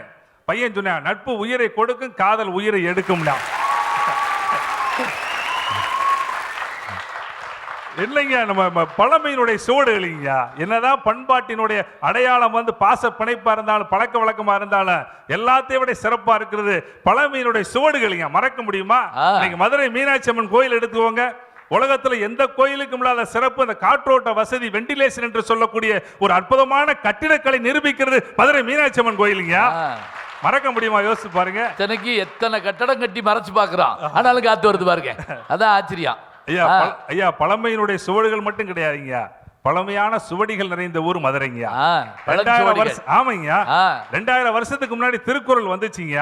2000 வருஷத்துக்கு முன்னாடி திருக்குறள் எப்படி வந்திருக்குன்னு தெரியும், சுவடிகள்ல வந்திருக்கு. இன்னைக்கு அது அரங்கேற்றப்பட்ட இடம் எதுன்னு சொன்னா மதுரைங்க. அன்னைக்கு மறக்க முடியுமா? இன்னைக்கு மாணவன் அருமையா சொன்னான். நான் ஒரு பையன்கிட்ட கேட்டேன், எப்பொருள் யார் யார் வாய் கேட்பினும் அப்பொருள் மெய்ப்பொருள் காண்பதறிவு தம்பி திருக்குறள்றானே. அவன் எந்திரிச்சா, நான் புதுக்குறள் சொல்றேன் சார் சொல்றானே.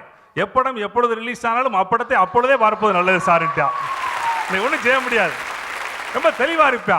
நட்புக்கு அருமையான குரல் இருக்கு. முகம் நக நட்பது நட்பன்று, நெஞ்சத்து அகம் நக நட்பது நட்பு அப்படின்னு. பையன் எந்திரிச்சான், முகம் நக நட்பது நட்பன்று, ரம்ஜானுக்கு பிரியாணி கொடுக்கும் முகமது நட்பே நட்புண்டா.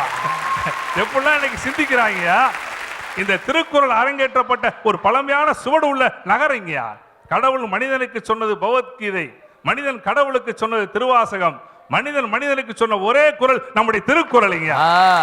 அப்படி பண்பாட்டினுடைய அடையாளம் பழமையினுடைய சுவடுகள்னு பேச வந்திருக்கீங்க. பிரமாதம் பிரமாதம். அது பாருங்க, திருக்குறளுடைய பெருமையை எப்படிலாம் சொல்கிறாங்க. திருக்குறள் முனுசாமி அவர் ஒரு முறை சொன்னார், திருக்குறள் பேசினாராம், அதிகமாக கூட்டம் இல்லையா. மறுநாள் ராமாயணம் மகாபாரதம்லாம் பேசினா கூட்டம் நிறையா வந்திருக்கு. ஒருத்தர் கேட்டார், என்னங்க திருக்குறள் பேசினா கூட்டத்தை காணோம், ராமாயண மகாபாரதம்னு. அது ஒன்றும் இல்லை, திருக்குறள் வந்து நம்மளை பற்றி சொல்கிறது, நம்மளை பற்றி தெரிஞ்சுக்கிறதுக்கு நம்ம அதிகமாக வரமாட்டோம். அவர் பொண்டாட்டி அவன் தூக்கிட்டு போயிட்டானா, ஓட்டி போய் பார்த்து வருவோம். இதில் சேலையை பிடிச்சி இழுத்து விட்டாங்களா, அதை ஓடி பார்த்துருவோம்.